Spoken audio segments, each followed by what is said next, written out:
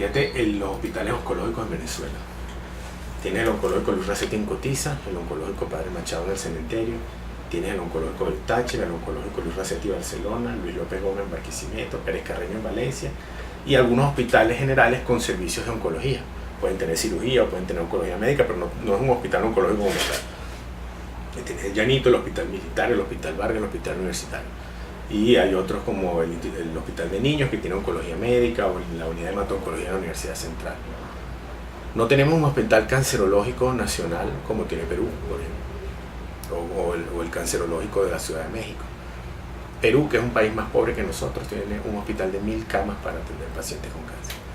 Yo no creo en los hospitales de mucho volumen, de muy grandes, como esos monstruos no son manejables, pero sí deberíamos tener en las ciudades más importantes del país hospitales oncológicos para evitar que tenga que venir alguien de Puerto Ordaz hasta Caracas a tratarse un cáncer de cuello uterino, porque en Puerto Ordaz no hay radioterapia.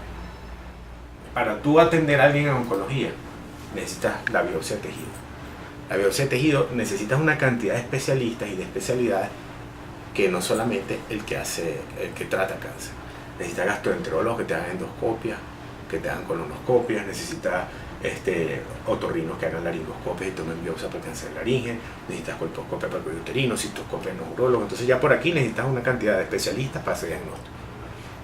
Desde el punto de vista radiológico, necesitas radiografías, mamografías, tomografías, resonancia magnética, CT PET, y esos son estudios que llevan contrastes, que llevan insumos todos importados. Aquí no producimos ni baja lengua, que son tableticas de madera, las importamos de Brasil. Entonces, cuando empieza a tener una crisis de divisas que te impide importar, toda esta cadena se ve afectada. Tienes más problemas con anatomía patológica. Para poder hacer el diagnóstico, tú necesitas una biopsia de tejido. Y después que tienes el tejido, el patólogo procesa la biopsia de tejido, le hace coloraciones especiales, le hace coloraciones inmunistoquímicas, hace determinación de genes. Todo esto en los hospitales públicos solo te quedas con citología y biopsias de tejido. De ahí para abajo, inmunistoquímica, coloraciones especiales, determinaciones de genes, se hace en centros privados. Los pacientes públicos tienen que pagar en una institución privada para que le hagan a veces la diferenciación de los tipos de tumor. Eso no aparece en ningún lado. Esos son costos de salud que los asume el paciente y su familia. Pero eso se supone que si tú tienes el derecho a la salud, el Estado debería garantizar que tú tuvieses servicio de anatomía patológica. Yo te puedo decir que en el hospital donde yo trabajo, las biopsias se tardan hasta 8 semanas en el resultado de una pieza. Porque hasta hace 2 meses no había parafina. Parafina es cera de vela donde sumerges el tejido para hacer los cortes, para poder colorearlo, para poder después verlo hacer el diagnóstico. Estaban las piezas en unos botes sumergidos en formol esperando que llegara la parafina para poder hacer el diagnóstico. Para un paciente con cáncer, cirujanos, quimioterapia y radioterapia. Pero cada una de estas cosas, para la quimioterapia necesitas enfermería especializada, drogas, infusores, cámaras de flujo laminar, salas de quimioterapia. De cirugía necesitas distintos tipos de cirujanos plásticos reconstructores, cirujanos oncólogos, urólogos especialistas en oncología, dependiendo de lo que vayas a tratar, neurocirujanos, servicios quirúrgicos, anatomía patológica, necesitas anestesiólogos, radiología, ultrasonido intraoperatorio. La radioterapia necesitas medicina nuclear, distintos tipos de radioterapia, de tridimensional, intensidad modulada, braquiterapia para cáncer de cuello uterino, físicos médicos. Todo eso es un grupo de personas que trabajamos multidisciplinariamente para lograr el cáncer. Si no tienes insumos importados, ninguna de estas cosas puede funcionar. El Estado ha hecho algunos esfuerzos en lo que es la parte de informática, la atención de informática a los pacientes. Tiene el CENIAT, funciona muy bien el SAIME, y la estructura tecnológica para montar eso, que los hospitales pudieran reportar su data a un registro nacional de tumores, debería ser muy sencilla, porque el Estado en eso ha avanzado bastante, pero en el Ministerio de Salud eso no funciona tan bien como funciona en otros entes públicos. Y deberíamos poder saber cuánto tenemos de algo para poder dirigir tus inversiones, como Estado, como nación. O sea, yo tengo tantos cánceres de cuello uterino. O sea, yo, por ejemplo, sé que tengo 3000 muertes de cáncer de cuello uterino al año. Yo debería tener por lo menos sitio donde poder tratar a 6000 mujeres. Porque no todas las que llegan por cáncer de cuello uterino se mueren, pero se supone que más o menos la incidencia es 1/3. Debería tener donde tratar a 6000 mujeres. Creo que con 2 máquinas de radioterapia en Caracas no cubres esas 6000 mujeres, y en todo el país no llegan a 7 que estén funcionando.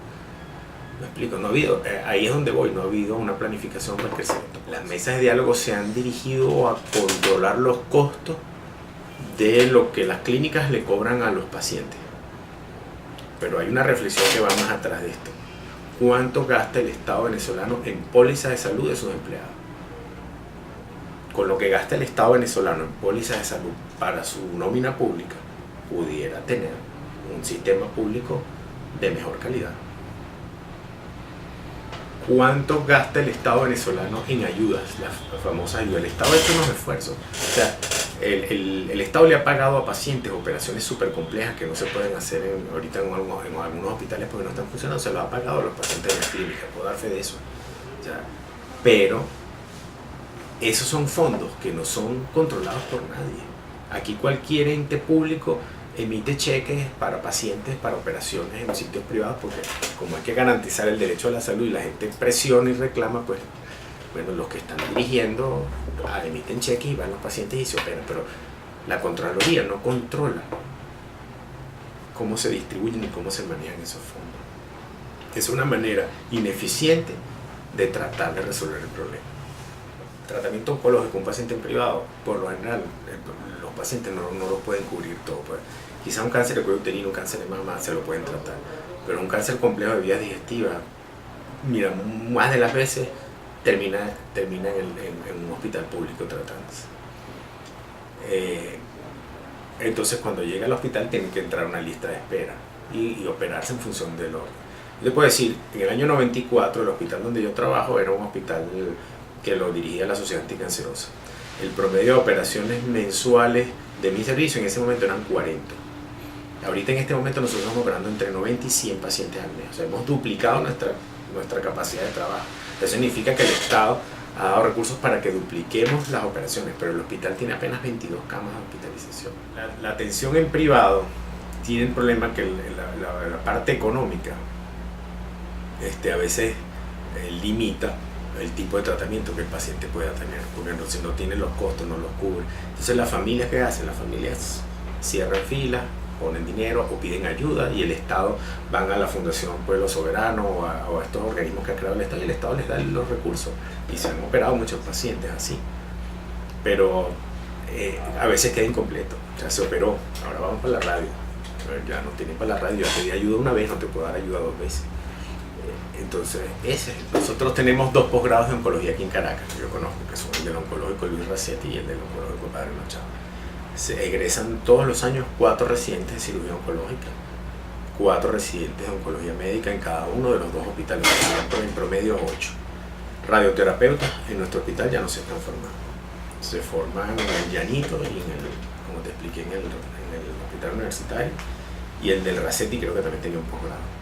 Pero con un servicio de radioterapia cerrado, los muchachos no se sienten estimulados a hacer posgrados en un hospital donde el servicio está cerrado porque no aprenden. Tú haces un sacrificio de 3 años como residente si tú vas a aprender.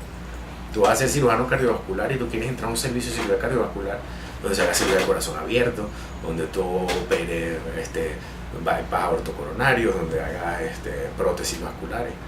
Si yo voy a pasar 3 años y no voy a hacer nada de eso porque el hospital no tiene, entonces yo desde que estoy en la residencia empiezo a aplicar en otros lados donde sí lo puedo hacer y los muchachos se están yendo. En el posgrado de cirugía oncológica entran residentes.